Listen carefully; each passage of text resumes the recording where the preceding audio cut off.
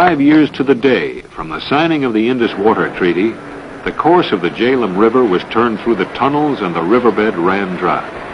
Now work crews could move into the riverbed gap at the main dam site and begin to excavate to foundation. Diversion had been one of the key dates on the job. Everything to this point had focused on that one event. Now there was a shift of emphasis. The entire purpose of all work from now on was to get each part of the job finished as quickly as possible. Maximum efficiency was the keynote of the entire Mangla operation. And to keep things running at that rate meant thousands of spare parts carefully stored, their location and quantity filed and cross-indexed to assure ready availability. Because of the remoteness of the job, it was necessary to stockpile everything from carburetor jets to automatic transmissions to complete engines. 1,200 mechanics, most of them trained on the job, kept everything running. But you can only repair and replace for so long. Eventually, a complete overhaul is required. Crankshafts had to be reground. Diesel engines had to be stripped apart and reconditioned. The hard surface metal was replaced on tractor rollers.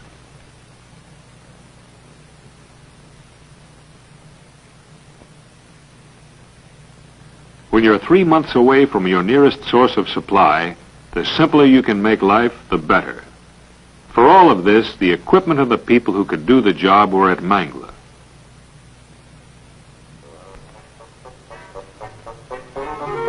When you've got 13,000 workmen on a job, communications is a problem. When they speak different languages, it can be even more of a problem. As the job at Mangla became more complex, so did the lives of the people.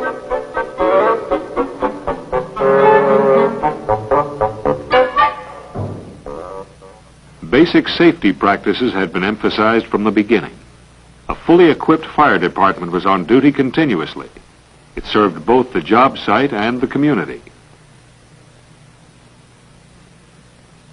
Emergency ambulances were stationed at key points, ready to aid injured personnel or speed them to the hospital for medical attention. The modern 80-bed hospital was fully equipped and staffed. Here, all medical problems could be handled, from the routine matters of minor home and job accidents to major surgery.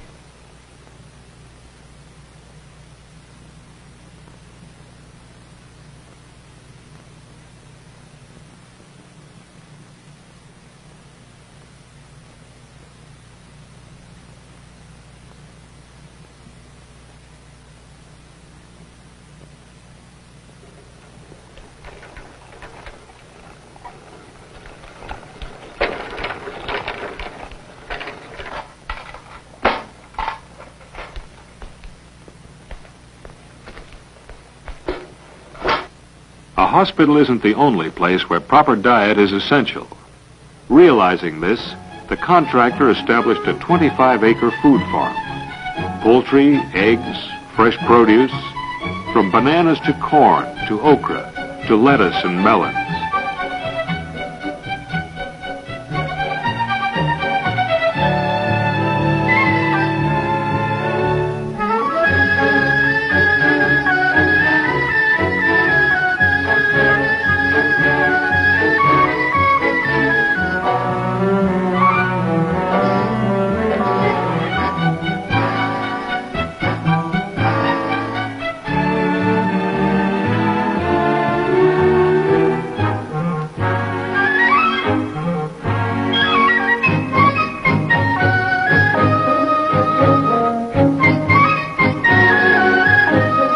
Practically everything was grown at the farm, which supplied fresh produce to the labor camps and to the Baral Colony supermarket.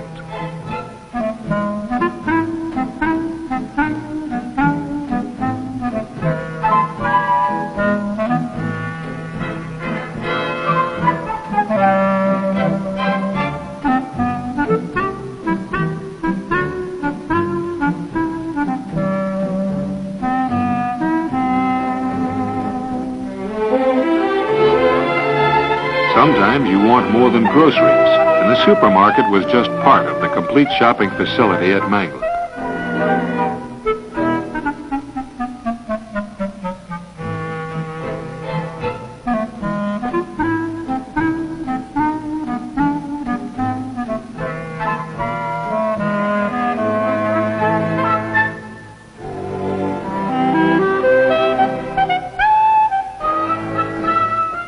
colony was by now a thriving town with 500 homes and bachelor quarters for 110. The key personnel the contractor had brought here were a long way from the States. But in this case, they were about as close to home as they could be and still be 9,000 miles away. Because of the duration of the project, families would spend at least 30 months at the job site. Some of them would remain throughout the entire job. The town resembled a modern American community, complete with all the activities of suburbia. It may seem an extravagance to create a small-town USA in the desert of Pakistan, but the colony proved to be a most economical expenditure.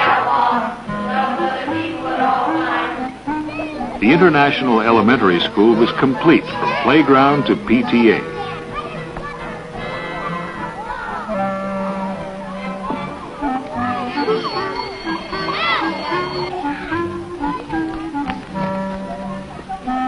He's done all the wooden structure. So we've got next Just because they were a long way from home didn't keep the kids from acting like they always do. Now, the next very important thing that you've got to have done is what? Not the plumbing boy. Who's the one that's going to come along and do the plumbing?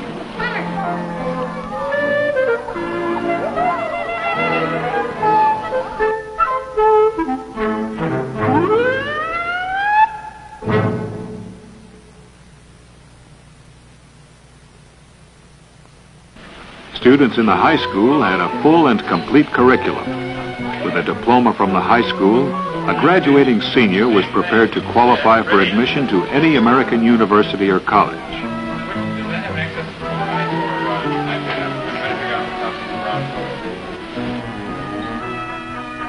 A special section of the school library served the community as well.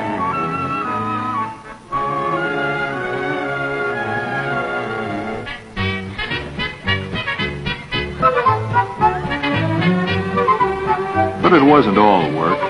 Recreation facilities were abundant, including 2 swimming pools, one of Olympic size.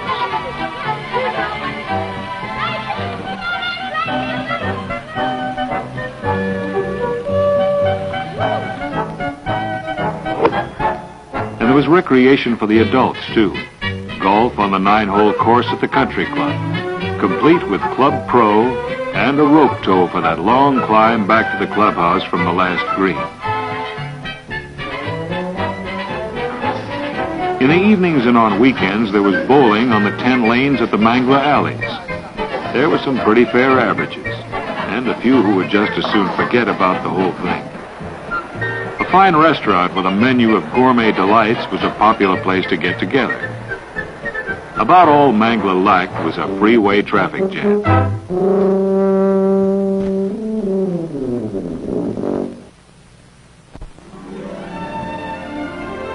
By now, excavation was complete, and the concrete crews were at work covering the 55-acre area of the main spillway.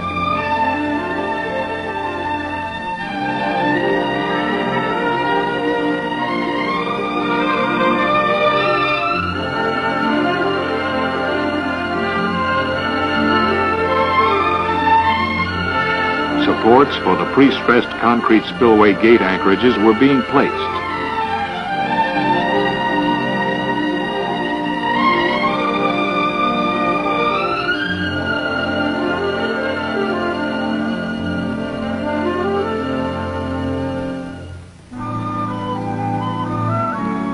The spillway design is a submerged intake type with 9 radial gates, each 36 feet wide and 40 feet high. The pressure was still on, and work went ahead at full speed. Sometimes other things went ahead at full speed, too.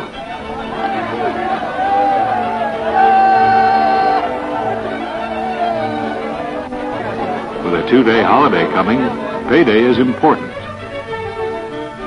Important, too, was the contribution of the Pakistani workmen and foremen. These are the men who had never seen a scraper, a cat, or a power shovel. Yet, these are the men who operated 1,000 pieces of specialized equipment, 2 shifts a day, 6 days a week. And these are the men who in their best month moved 4 million yards of earth fill.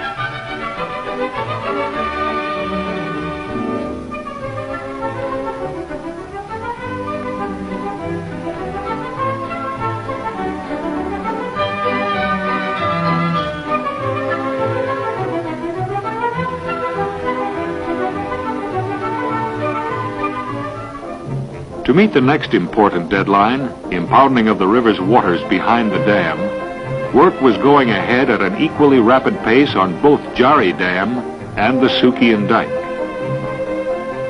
Here at Jari, the main embankment was already established to a level of nearly 200 feet.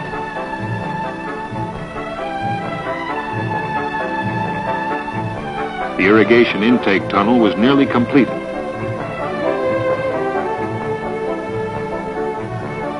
As was the outlet and the tail race. As soon as the levels of all embankments were of sufficient height, impounding could begin.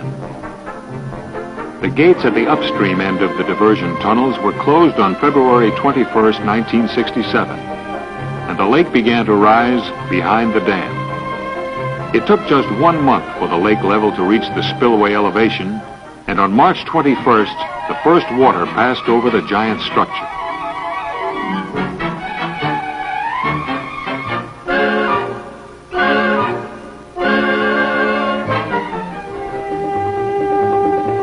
But the big job at Mangler was fill. All told, the contractor would eventually place 145 million cubic yards of fill on the 3 dams. 2 shifts were now utilizing a fleet of 75 wagons of 100-ton capacity and 80 scrapers, each with a capacity of 40 cubic yards.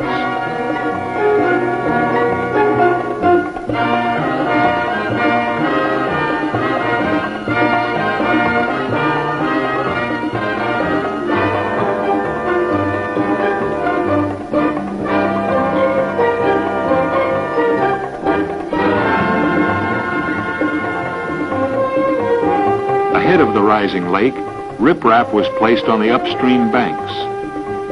Now the various aspects of the project were nearing completion, and as each was finished, it was turned over to the West Pakistan Water and Power Development Authority, who would now be responsible for its operation. Fill work on the main dam was completed in June 1967, almost 5 years after initial excavation had started some 375 feet below on the riverbed. A month later, Jari Dam received a certificate of completion. And at the same time, a special ceremony was held and the main spillway was placed under WAPDA's control.